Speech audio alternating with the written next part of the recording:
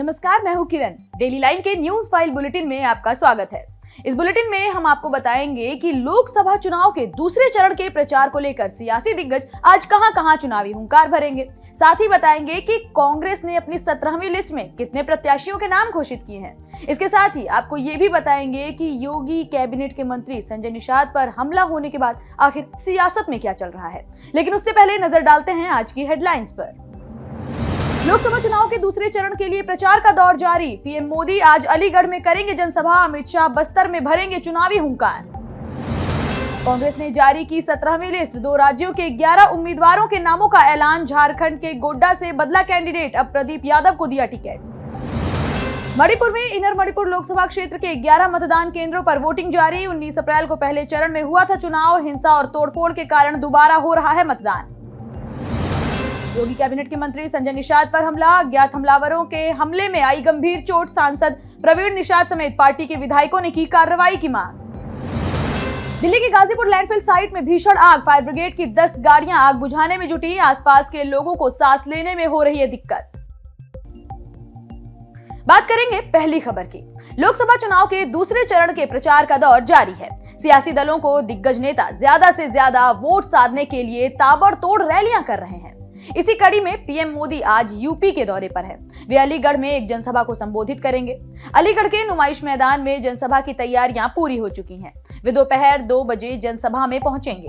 वहीं केंद्रीय गृह मंत्री अमित शाह आज छत्तीसगढ़ में हैं। वे बस्तर के कांकेर निर्वाचन क्षेत्र में एक सार्वजनिक जनसभा को संबोधित करेंगे।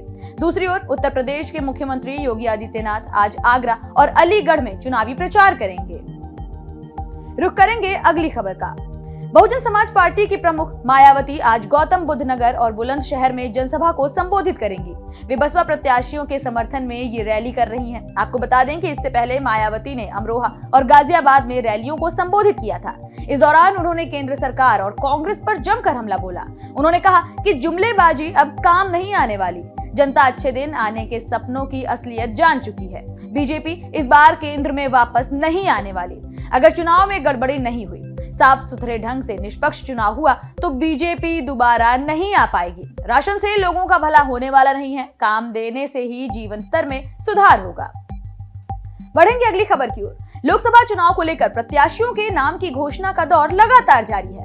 कांग्रेस ने अपने उम्मीदवारों की 17वीं लिस्ट जारी कर दी है। इस लिस्ट में 2 राज्यों के 11 प्रत्याशियों के नामों का ऐलान किया गया है, जिसमें आंध्र प्रदेश के 9 और झारखंड के 2 नाम शामिल हैं। कांग्रेस ने झारखंड के गोड्डा से अपना कैंडिडेट बदल दिया है। अब प्रदीप यादव को टिकट दिया गया है। पहले दीपिका पांडे सिंह को उम्मीदवार बनाया गया था। आंध्र प्रदेश की श्रीकाकुलम सीट से डॉक्टर पेदादा परमेश्वर राव, विजयनगरम से बाबिलू श्रीनु को टिकट दिया गया है। रुक करेंगे अगली खबर का। मणिपुर में इनर मणिपुर लोकसभा क्षेत्र के 11 मतदान केंद्रों पर आज दोबारा वोटिंग हो रही है। चुनाव आयोग ने 20 अप्रैल को इसे लेकर आदेश जारी किया था। इन बूथों पर 19 अप्रैल को लोकसभा चुनाव के पहले चरण में मतदान के दौरान हिंसा और तोड़फोड़ की खबर सामने आई थी। आपको बता दें कि जिन 11 बूथों पर दोबारा वोटिंग हो रही है, उसमें Sajeb, Khurai, Thongam, Leikai Bamon Kampu north A, Bamon Kampu north B, Bamon Kampu south west, Bamon Kampu south east, Khongman zone B A, Iroi Semba Mamang, Leikai Iroi Semba Mayai, Leikai और हेदैम माखा शामिल हैं। बढ़ेंगे अगली खबर की ओर। योगी कैबिनेट के मंत्री और निषाद पार्टी के राष्ट्रीय अध्यक्ष संजय निषाद पर अज्ञात लोगों ने हमला कर दिया। यह हमला संत कबीर नगर में तब हुआ जब वे देर रात एक शादी समारोह में शामिल होने के लिए जा रहे थे। इस हमले में संजय निषाद को काफी चोटें आई हैं। वहीं इस घटना से नाराज सांसद प्रवीण निषाद समेत पार्टी के 3 विधायकों ने हमलावरों के खिलाफ कार्रवाई की मांग भी शुरू कर दी है। एसपी सत्यजीत गुप्ता ने इस मामले में सख्त कार्रवाई करने का आश्वासन भी दिया है।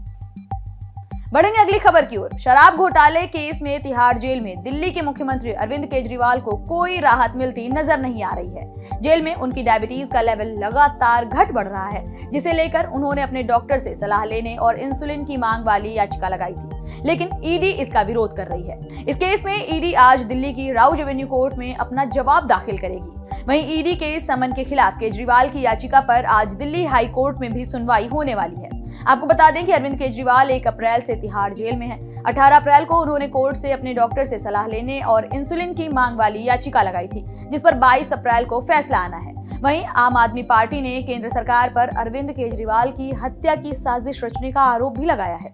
अरविंद केजरीवाल की पत्नी सुनीता केजरीवाल ने केंद्र सरकार पर ये बड़े आरोप लगाए हैं। उन्होंने कहा कि सरकार अरविंद केजरीवाल को मारना चाहती है, उन्हें जेल में सही से दवा नहीं दी जा रही। अरविंद केजरीवाल और हेमंत सोरेन को जेल में डाल दिया गया है। ये सरकार की तानाशाही को दर्शाता है। रुक करेंगे अगली खबर का। राजधानी दिल्ली के गाजीपुर लैंडफिल साइट पर भीषण आग लगने की खबर सामने आई है। फायर ब्रिगेड की 10 गाड़ियां आग बुझाने में जुटी हुई हैं। आपको बता दें कि रविवार देर शाम से लगी इस आग ने धीरे धीरे भयानक रूप ले लिया, जिस पर काबू करना लगातार मुश्किल हो रहा है। वहीं कचरे के ढेर से धुआं निकलने से आसपास रहने वाले लोगों को भी काफी ज्यादा परेशानी हो रही है। उनकी आंखों में जलन और सांस लेने की दिक्कत होने की खबर सामने आई है। लोगों ने सरकार और प्रशासन पर लापरवाही का आरोप भी लगाया है। दूसरी ओर इस आग को लेकर अब सियासत भी तेज हो गई है। बीजेपी ने दिल्ली सरकार पर हमला बोला है। बीजेपी नेता कपिल मिश्रा ने कहा कि धोखेबाज अरविंद केजरीवाल ने इसी गाजीपुर लैंडफिल की फोटो दिखाकर दिल्ली नगर निगम का चुनाव लड़ा। ये धुआं केजरीवाल की झूठ की तरह ही जहरीला और अंतहीन है। रुक करेंगे अगली खबर का। चीन में आज यानी 22 अप्रैल को भारी बारिश और बाढ़ आने की संभावना जताई गई है। चीन के राष्ट्रीय मौसम विभाग के मुताबिक 21 अप्रैल की शाम को साउथ चीन के तटीय क्षेत्रों से एक तूफान टकरा सकता है।